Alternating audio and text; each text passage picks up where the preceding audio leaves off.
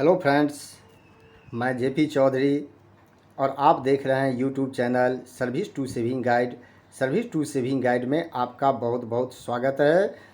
दोस्तों, अगर आप सेंट्रल गवर्नमेंट एम्प्लॉई हैं यानी कि केंद्रीय कर्मचारी हैं तो आपको यह वीडियो बहुत ही ध्यान से देखना चाहिए, क्योंकि यह वीडियो आपके लिए बहुत ही महत्वपूर्ण होने वाला है। क्योंकि इस वीडियो में मैं आपको जानकारी देने जा रहा हूं कि कब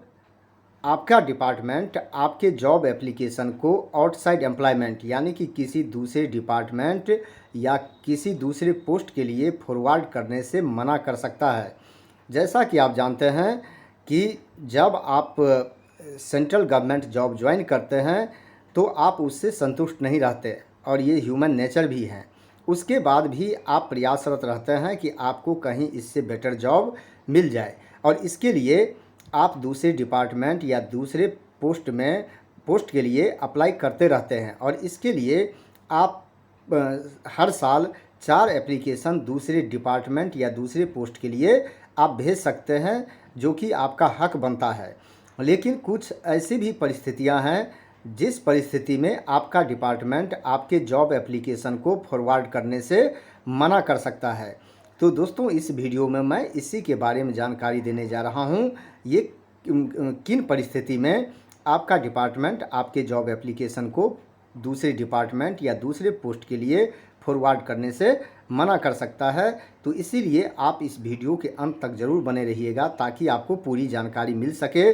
और इस वीडियो को बनाने का मेरा मकसद है कि इस तरह के कई सारे क्वेरीज यानी कि क्वेश्चंस पूछे जा रहे थे, और उसी को सेटिस्फाई करने के लिए मैंने यह वीडियो बनाया है। और इस वीडियो में मैं आपको गवर्नमेंट ऑफ इंडिया के ऑर्डर को भी दिखाने जा रहा हूं कि जिस ऑर्डर में ये बात लिखा हुआ है। तो वीडियो को आगे बढ़ाने से पहले मेरा एक और रिक्वेस्ट है कि अगर अभी तक आपने मेरे channel service to saving guide को सब्सक्राइब नहीं किया है तो जल्दी से सब्सक्राइब कर ले, और वीडियो देखने के बाद अच्छा लगे तो आप इसे ज़्यादा से ज़्यादा लाइक और शेयर ज़रूर करें। तो आइए बिना टाइम वेस्ट किए जानते हैं कि ये प्रोविज़न क्या है। तो दोस्तों, सबसे पहले आप स्क्रीन पर देख रहे हैं कि circumstances in which application should not be forwarded. और ये जो गवर्नमेंट ऑफ इंडिया का ऑर्डर है, तो उस ऑर्डर यानी कि DOPT department of personal and training का जो ऑर्डर है, वो आप वहाँ उसके नीचे में आप देख रहे हैं कि किस परिस्थिति में गवर्नमेंट सर्वेंट यानी सेंट्रल गवर्नमेंट एम्प्लॉय का एप्लीकेशन दूसरे डिपार्टमेंट या किसी दूसरे पोस्ट के लिए फॉरवर्ड नहीं करना चाहिए। तो इससे संबंधित रूल मैं आपको बताने जा रहा हूं। और यहाँ जो मैं बात करने जा रहा हूं, यहाँ सिर्फ सेंट्रल गवर्नमेंट एम्प्लॉय का मतलब सारे डिपार्टमेंट हैं, जिसकी लिस्ट मैं यहाँ आपको बता रहा हूं कि जब हम सेंट्रल गवर्नमेंट की बात करते हैं तो यहाँ आप देख सकते हैं, चाहे आप सेंट्रल गवर्नमेंट के दूसरे डिपार्टमेंट के लिए अप्लाई करना चाहते हैं, या फिर आप स्टेट गवर्नमेंट में जॉब के लिए अप्लाई करना चाहते हैं, या फिर किसी ऑटोनोमस बॉडी या स्टैट्यूटरी बॉडी में जॉब के लिए अप्लाई करना चाहते हैं, या फिर आप किसी सेंट्रल पब्लिक सेक्टर एंटरप्राइजेज में जॉब के लिए अप्लाई करना चाहते हैं, तो हर सिचुएशन में जो मैं आपको परिस्थिति बता रहा हूं तो ये लागू होगा। और इन परिस्थिति में आपका एप्लीकेशन फॉरवर्ड नहीं किया जा सकता है। तो इसके बारे में सबसे पहले देखिए कि ये सिर्फ डायरेक्ट रिक्रूटमेंट पर ही लागू नहीं होता है, ये लागू होता है डेपुटेशन पर भी। यानी कि application of a government servant for appointment whether by direct recruitment, transfer on deputation और ट्रांसफ़र, यानी कि ये डेपुटेशन पर भी लागू होता है और डायरेक्ट रिक्रूटमेंट पर भी लागू होता है। यानी कि आप डायरेक्ट रिक्रूटमेंट के थ्रू आप जाना चाहते हैं, यानी उस पोस्ट के लिए अप्लाई करते हैं, या फिर आप डेपुटेशन के लिए अप्लाई करना चाहते हैं, तो दोनों ही परिस्थिति में आपके एप्लीकेशन को फॉरवर्ड नहीं किया जा सकता है। अगर जो परिस्थिति मैं आपको आगे बताने जा रहा हूं, तो आपका डिपार्टमेंट आपके एप्लीकेशन को विदहोल्ड कर देगा। तो ये परिस्थिति क्या है, तो इसके बारे में हम एक एक करके जानते हैं। तो दोस्तों, जो सबसे पहला परिस्थिति है कि when he is under suspension, यानी कि गवर्नमेंट एम्प्लॉय जब अंडर सस्पेंशन होता है, या आप यहाँ देख सकते हैं जब निलंबित होता है, तो निलंबन के दौरान यानी कि आप अगर निलंबित हैं तो निलंबन के दौरान आपका एप्लीकेशन किसी दूसरे डिपार्टमेंट या किसी दूसरे पोस्ट के लिए फॉरवर्ड नहीं किया जा सकता है, चाहे आप स्टैट्यूटरी बॉडी के लिए करते हैं, ऑटोनोमस बॉडी के लिए करते हैं, सीपीएससी के लिए करते हैं, स्टेट गवर्नमेंट के लिए करते हैं, या फिर सेंट्रल गवर्नमेंट के किसी दूसरे डिपार्टमेंट या पोस्ट के लिए करते हैं, ये सब पे लागू होता है जो परिस्थिति मैं आपको बता रहा हूँ। तो सस्पेंशन के दौरान आपका एप्लीकेशन फॉरवर्ड नहीं किया जा सकता है। दूसरा है, सेकेंड आप कंडीशन देख सकते हैं यहाँ पर कि डिसिप्लिनरी प्रोसीडिंग, यानी कि disciplinary proceedings are pending against him and charge sheet has been issued. तो यहाँ ध्यान दीजिएगा कि अगर जब आपके खिलाफ डिसिप्लिनरी प्रोसीडिंग पेंडिंग होता है, और पेंडिंग का मतलब है कि आपका एप्लीकेशन फॉरवर्ड किया जा सकता है, लेकिन अगर आपको चार्जशीट दे दिया गया है तो चार्जशीट देने के बाद आपका एप्लीकेशन फॉरवर्ड नहीं किया जा सकता है। लेकिन अगर चार्जशीट नहीं हुआ है, डिपार्टमेंटल प्रोसीडिंग पेंडिंग है और आपको चार्जशीट नहीं मिला है, तो उसके लिए क्या प्रोसीजर है वो मैं आपको आगे बताऊंगा। यहाँ आपको इतना ध्यान देना है कि अगर आपको यानी कि विभागीय कार्रवाई में आपको चार्जशीट सर्व कर दिया गया, यानी कि आपको आरोप पत्र दे दिया गया है, तो आपका एप्लीकेशन आउटसाइड एम्प्लॉयमेंट के लिए फॉरवर्ड नहीं किया जाएगा। इसके बाद थर्ड सिचुएशन आप देख सकते हैं, sanction for prosecution where necessary has been accorded by the competent authority. सबसे पहले मैं बता दूं कि सैंक्शन फॉर प्रोसिक्यूशन क्या होता है, यानी क्रिमिनल केस चलाने के लिए कई सारे ऐसे गवर्नमेंट सर्वेंट हैं जिसके खिलाफ अगर किसी भी तरह का क्रिमिनल केस चलाना होता है तो कॉम्पिटेंट अथॉरिटी से उसके लिए प्रायर परमिशन लेना पड़ता है, क्योंकि बिना परमिशन के कोर्ट में क्रिमिनल केस मेंटेनेबल नहीं होगा, यानी कि वहाँ नहीं किया जा सकता है, उसके लिए परमिशन लेना पड़ता है। तो अगर आप इस कैटेगरी के गवर्नमेंट एम्प्लॉई हैं, सरकारी कर्मचारी हैं, और आपके खिलाफ क्रिमिनल केस दर्ज करने के लिए, चलाने के लिए अगर सैंक्शन दे दिया गया है, यानी कि उसको स्वीकृति दे दी गई है, तो इसके बाद अगर आप आउटसाइड एम्प्लॉयमेंट के लिए अप्लाई करते हैं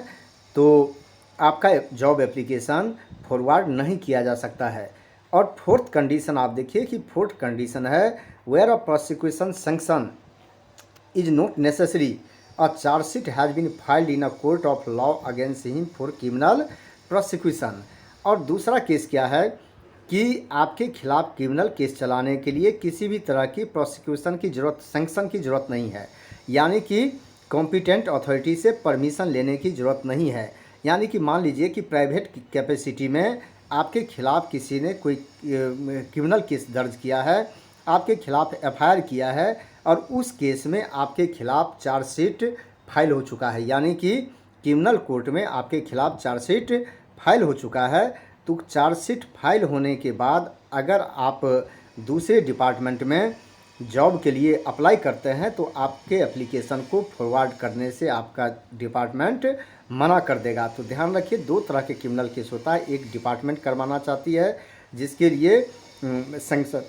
ज़रूरी होता है, और दूसरा तरह का केस हो सकता है आपके प्राइवेट कैपेसिटी में जिसके लिए सैंक्शन की ज़रूरत नहीं है। और इस केस में अगर चार्जशीट आपके खिलाफ क्रिमिनल कोर्ट में हो चुका है तो उसके बाद आपका एप्लीकेशन दूसरे डिपार्टमेंट में जॉब के लिए या फिर डेपुटेशन के लिए फॉरवर्ड नहीं किया जा सकता है। और फिफ्थ कंडीशन जो है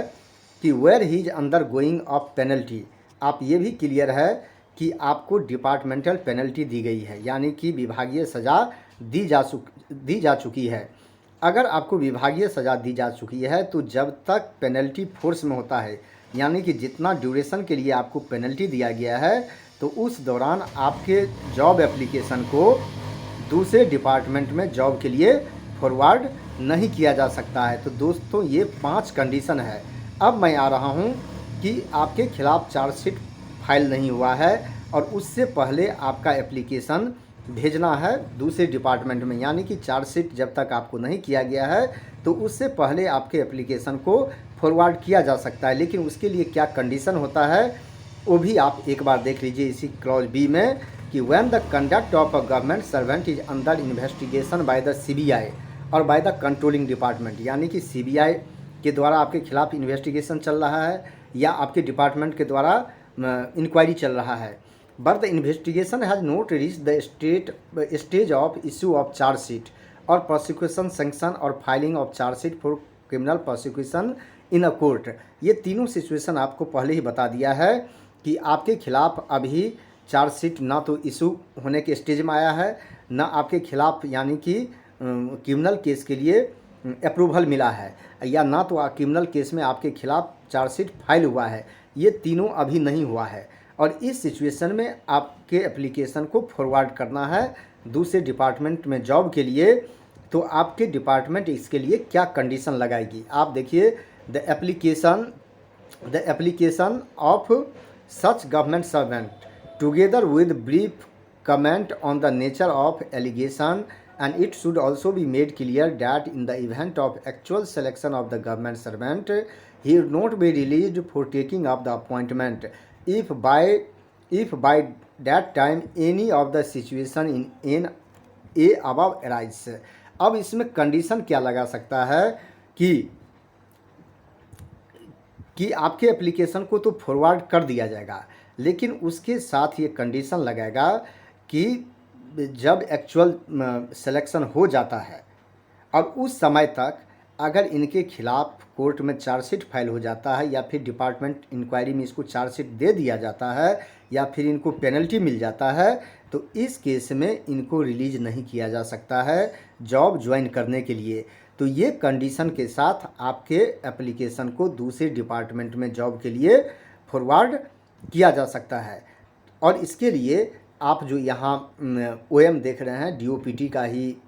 OM है, आप इसे देख सकते हैं। तो दोस्तों आप क्लियर हो गए कि चार्जशीट आपको नहीं भी मिला है और इसके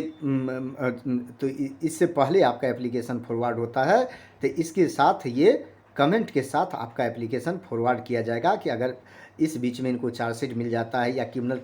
कोर्ट में चार्जशीट फाइल हो जाता है या इनके खिलाफ़ क्रिमिनल केस के लिए सैंक्शन मिल जाता है, तो इनको जॉब के लिए अगर सिलेक्शन हो जाता है तो जॉब ज्वाइन करने के लिए इनको रिलीज नहीं किया जाएगा। तो इस कंडीशन के साथ आपका एप्लीकेशन फॉरवर्ड कर दिया जाएगा और इसके लिए भी आप यहाँ 1993 के ऑर्डर देख सकते हैं, इसको निकाल के पूरा पढ़ सकते हैं। तो दोस्तों मुझे पूरा विश्वास है यह वीडियो अच्छा लगा होगा, जानकारी अच्छी लगी होगी, और वीडियो अच्छा लगा तो आप इसे ज़्यादा से ज़्यादा लाइक और शेयर ज़रूर करेंगे। यह वीडियो देखने के लिए आपको बहुत बहुत धन्यवाद।